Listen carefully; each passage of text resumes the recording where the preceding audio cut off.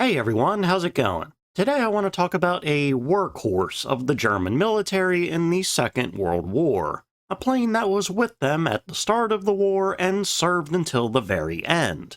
And it served in numerous different roles.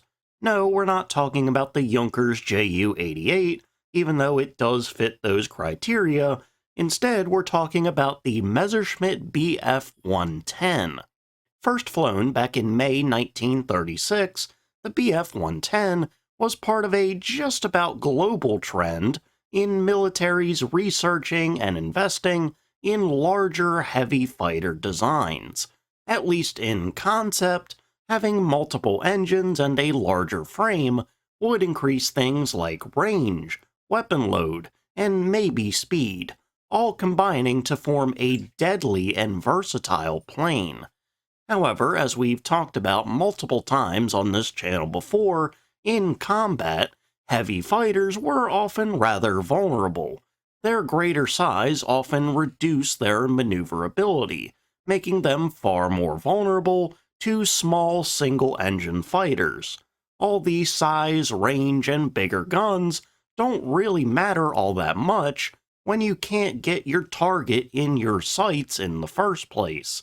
The Bf 110 was certainly no exception to this larger trend, and up against smaller Allied fighters, the Bf 110 would struggle.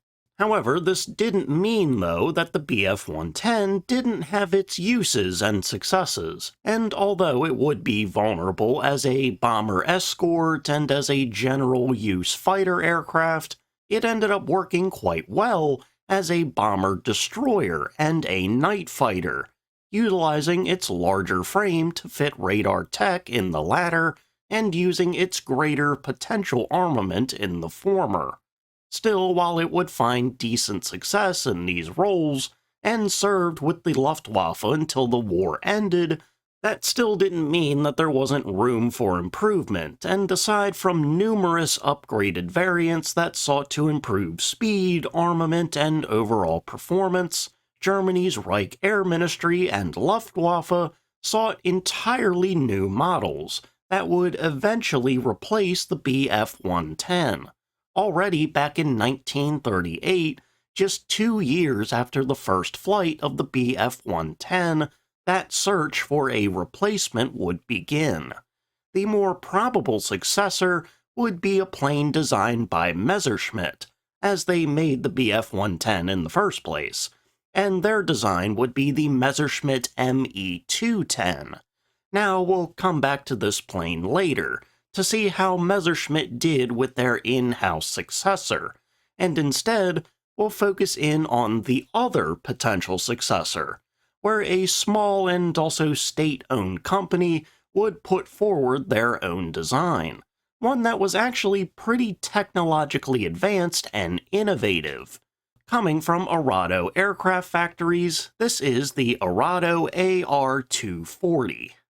Originally formed back in the aftermath of the First World War, Arado was a smaller but nonetheless important manufacturer, at least in the early stages of Germany's rearmament program and the early stages of Germany openly and quietly rebuking the Treaty of Versailles, producing a few hundred fighter aircraft for the predecessor of the Wehrmacht and Luftwaffe in the Reich Defense Forces.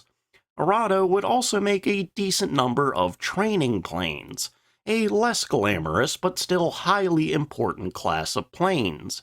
In these early stages of their career, the company was still private, but after the Nazis came to power, and head of company Heinrich Lube refused to join the party, he was then arrested, and the company was forcibly sold off to the state. Now, at least technically a state entity, Arado's output of fighter aircraft actually slowed down considerably, and by and large their more successful ventures under state ownership pre-World War II were in training and recon planes, with something like the AR-96 being a very prominent plane at many a German pilot schools. But past their more basic trainers and recon planes, Arado's proposed designs from the World War II era were full of bizarre, ambitious, and innovative designs. From the world's first jet bomber in the AR-234 to a full-on flying wing jet bomber in the E-555. A good deal of Arado's designs were really pushing the envelope. I think this makes a lot of sense for a state-owned company, as they likely didn't necessarily have to worry about their profit margins nearly as much as other private entities. And at the same time, it also makes sense for a small company to be more innovative, to try and stand out from the pack more. Whatever their main driver of innovation was, in 1938, as the Reich Air Ministry began a search for the Bf-110 successor, Arado, and more precisely designer Walter Bloom, put forward a design that Bloom had apparently been envisioning for years. Bloom had been working independently of the Bf-110 successor project on some revolutionary aircraft weaponry and an engine system that would allow for a twin-engine plane to still use both propellers even if one of the engines failed. This proposed setup would be a more complex commingling system of gearboxes and drive shafts that connected both engines on the twin-engine plane to both propellers.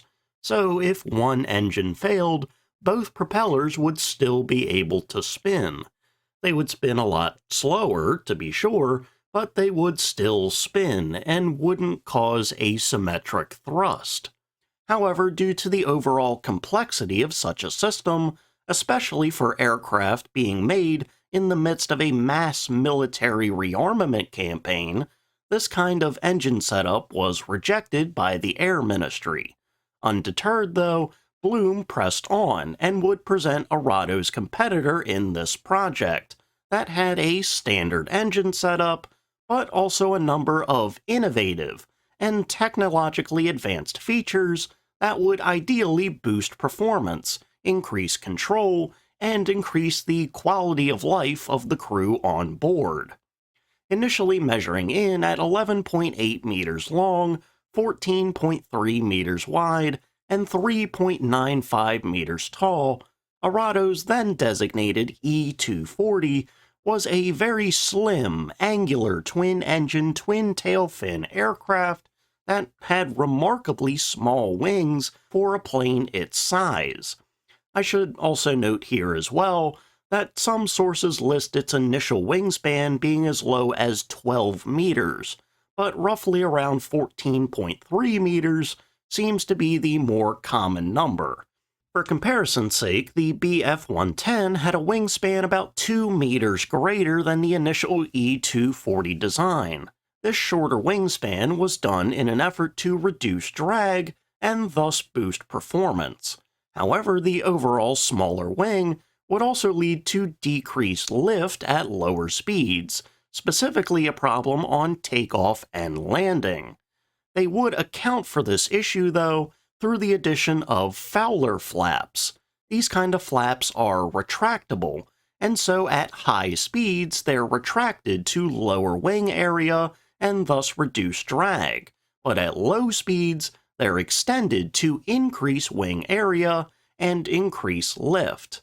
And to further increase lift and control at low speeds, some leading edge slats were installed as well.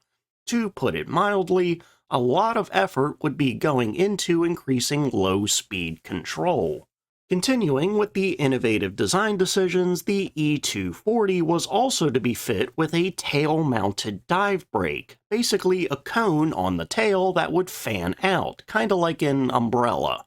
This would later be seen on the Dornier DO-217, but when it was done here, it wasn't terribly popular, and also occasionally damaged the rear fuselage. But Arado didn't know that yet since the 217 didn't exist, so we'll give him a pass for this one. The E-240 was also to feature a pressurized cockpit, that cockpit located just above the wing to increase pilot comfort at high altitudes. And in an effort to make the plane more durable, The fuel tanks, located in the narrow wings, were to be surrounded in a new, thin, self-sealing lining that ideally was about as durable as older, thicker self-sealing linings, thus reducing weight or allowing for more fuel storage. The E-240 would also have a pretty innovative defensive armament, sat behind the pilot, controlled by a navigator/gunner, would be two remote-controlled turrets, one on top, one below, armed at minimum with a pair of 7.9mm machine guns each. These turrets would be pretty flat and more streamlined, reducing drag and helping to further increase performance. Initially to be powered by a pair of Daimler-Benz DB601 engines with annular radiators, unfortunately I couldn't actually find any numbers on what Arado projected its performance to be. Regardless though, Arado likely presented this design sometime in early to mid-1939, and despite the fact that the ME-210 was the easy favorite in this competition, the Air Ministry still expressed some interest in their design, and 3 prototypes would be ordered, to be designated the AR-240. At some point shortly after this order was placed, and before the first prototype was finished, that order was increased up to 10. Construction of the initial prototype was relatively slow, them being a smaller company, but by early May 1940 the first prototype was finished and took to the air for its first flight. The AR-240 V1, along with the V2 that was completed a couple months later, would actually not have a lot of the more innovative features that made it so interesting in the first place. It didn't have the remote turrets, it didn't have a pressurized cockpit, and at least on the V1, it didn't even have a forward armament. These first 2 models were purely to test the aerodynamics, and these early tests revealed an incredibly problematic aircraft. First and foremost, the initial model apparently had propellers that spun in the same direction, a big faux pas for twin-engine planes, and this made it sort of trail a bit to one side because of the combined engine torque. But even factoring out that initial issue, the plane was found to be horribly unstable across all 3 axes. In no direction did the AR-240 control well, and the exact same could be said for the V2 model that was fit with 2 20mm cannons and 2 7.9mm machine guns. Because of its remarkably poor control, the next prototype, the V3, would have several alterations in an effort to balance weight and increase stability. The biggest and most apparent alteration was the cockpit, as the entire cockpit moved forward, from right above the wing to right in the nose. In conjunction, the fuselage at the rear was extended by roughly a meter, and the conical dive brake at the tail was removed and replaced by a small cone with a small vertical fin on it. With these changes, the overall length increased to 12.38 meters. Additionally, in a move that would save some construction time and maybe save some weight as well, the leading edge slats were removed, as the initial testing on the V1 and V2 showed them to be almost useless. Because the V3 model was such a departure from the first 2 prototypes, it wouldn't be until May 1941 that it was ready to take to the air. With all of these design alterations, the control of the V3 did show some noticeable improvement, but going from abhorrent to just god-awful isn't anything to write home about, and the overall control of the 240 was still quite terrible.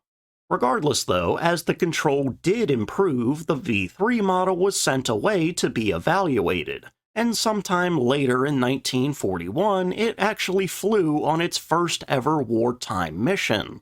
This wasn't a very intense mission or anything, and the 2 remote defensive turrets were explicitly removed for it. In their place, some cameras were added, and the V-3 embarked on a reconnaissance flight over England. This mission was actually very successful, and the plane was noted to have great speed and overall solid performance, if you ignore the control problems, at high altitudes. While the V-3 was being evaluated, Arado completed the V-4 model that saw the return of the tail-mounted dive brake, which increased the overall length up to about 13 meters. In conjunction with this return, under-fuselage bomb racks were added, with room for about 880 pounds of explosives. The V-4 also saw the addition of much stronger DB603 engines, with 1,750 horsepower apiece, a major boost over the previous DB601 engines and their roughly 1,100 horsepower apiece. However, it doesn't seem as though top speed testing was actually performed yet, or at the very least the test results on these top speed tests were lost to time, or destroyed in the later days of the war. There were some performance estimates though, with the max top speed with the DB603 estimated to be upwards of 432 miles an hour at 20,000 feet. Certainly an excellent top speed, which does make the continued testing in the face of the awful controls of this plane much more understandable. Now, past the V-4, there were roughly around 11 more prototype models that were probably constructed, and going over each of them individually would be pretty tedious. So instead, we're going to bunch them together where we can and talk about the several planned production variants of the 240. First, in the V5 and V6 models, we have the planned AR-240A models, planes that would serve as reconnaissance planes. Under this role, the dive brake was once again removed, and the tail cone vertical fin would return, albeit this time with a slightly different vertical surface on it. The pair of remote-controlled turrets would be reinstalled, which complemented a mediocre forward armament of 2 7.9mm machine guns, but it was a recon plane, so that didn't matter terribly much. And in the rear of the engine nacelles, 2 cameras would be installed. With the addition of the turrets and the cameras, along with a slight redesign in the wing shape, the gross weight of these A models was over 20,000 pounds, and in the initial 240A models that still had the DB601 engines, the top speed at 20,000 feet sat at 384 miles an hour. These models would later be re-equipped with more powerful DB603 engines, and the top speed would increase up to 414 miles an hour. Next up, for the V7 and V8 models, we have the planned 240B, planes that wouldn't be terribly different from the A models in that they were also recon planes, but the B was to be a high-altitude recon plane specifically, and it had a different engine in the DB605, with just under 1,500 horsepower apiece. These planes were slightly lighter than the A models, sitting at around 19,600 pounds gross, and the top speed was slightly better than the early A models, hitting 392 miles an hour at 20,000 feet. Now for the V9, we finally have what could be the potential successor to the Bf-110, in what was the 240C heavy fighter model. This design would be the most different yet, with increased size, weight, and armament. The length was increased up to 13.34 meters, and the wingspan was increased up to 16.6 meters. This was done because the planned improved armament increased the gross weight to upwards of almost 24,000 pounds, with there being 4 forward-firing 20mm cannons, and the 2 remote defensive turrets were now equipped with either 13mm machine guns or 20 mil cannons. Back to being outfitted with two DB603 engines, the top speed was back up over 400 miles an hour, but when it flew for the first time in early 1943, it was found that the control issues had not been resolved whatsoever, even with the greater length and wingspan that attempted to account for it. Next up, we have the V-10 and the planned AR-240 Night Fighter variant. There is very little information about this model, apart from the fact that it had UMO 213 engines and two additional 20 mil cannons. Flight testing for this version likely took place around mid-1944. Then there was the V-11 and V-12, which were made for a planned 240F fighter-bomber variants. These probably featured the heaviest armament yet, with two forward-firing 20 mil cannons and two forward-firing 30 mil cannons, along with the two remote turrets with twin 13 mil machine guns.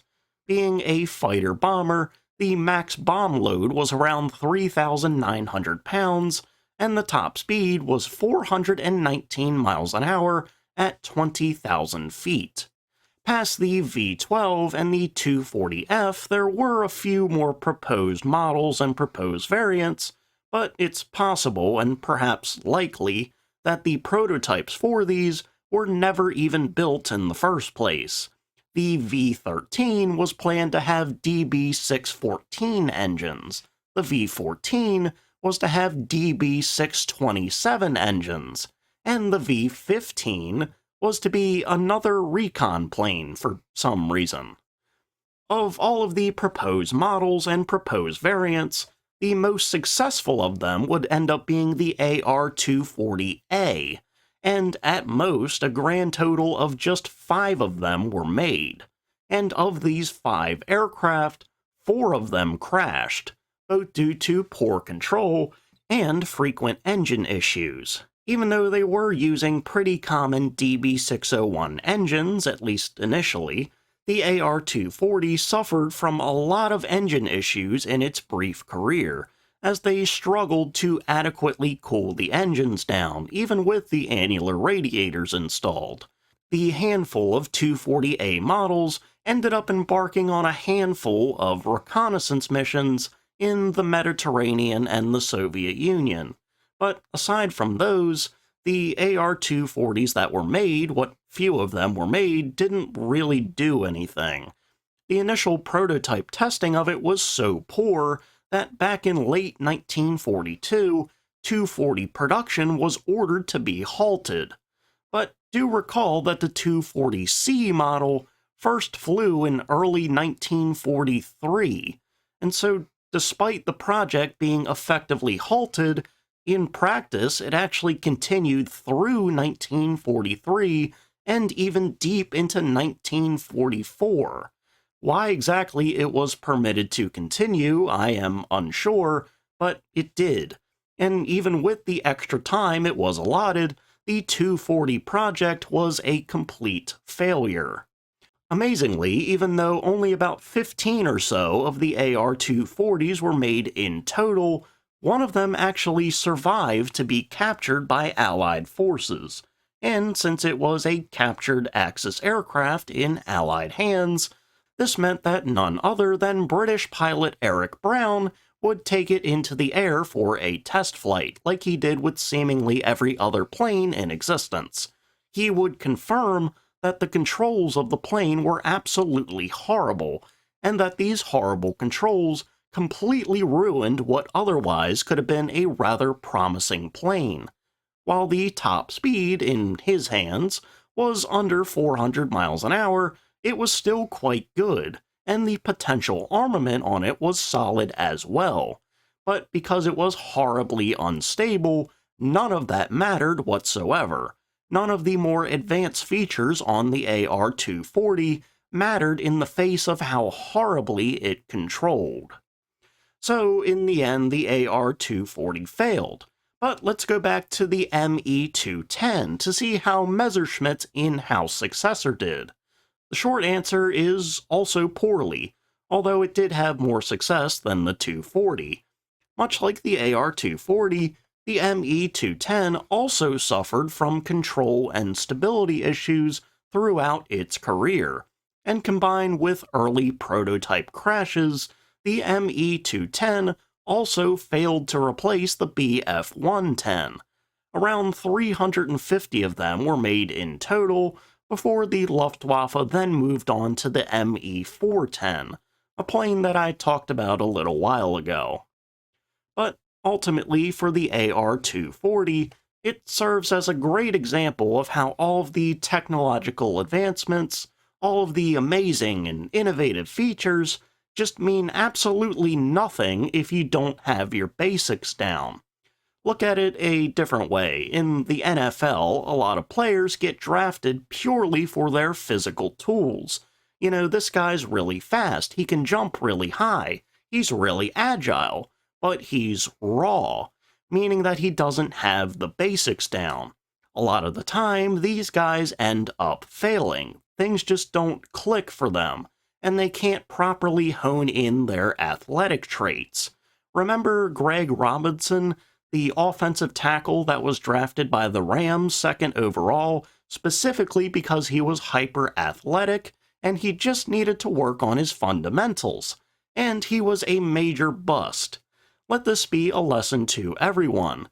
Focus on the fundamentals. Alright, and with that, we're going to go ahead and end for today. So thank you all for watching. Remember to like, comment, and subscribe. Now, there were a lot more NFL players I had in mind over Greg Robinson, like Rashad Perriman, or John Ross, or Dree Archer, although I think he had other problems, or any other fast player that was drafted by the Raiders when Al Davis was alive. Really just a lot of wide receivers that ended up busting. But anyway, I hope you enjoyed the video, and I hope you learned something. So, see ya.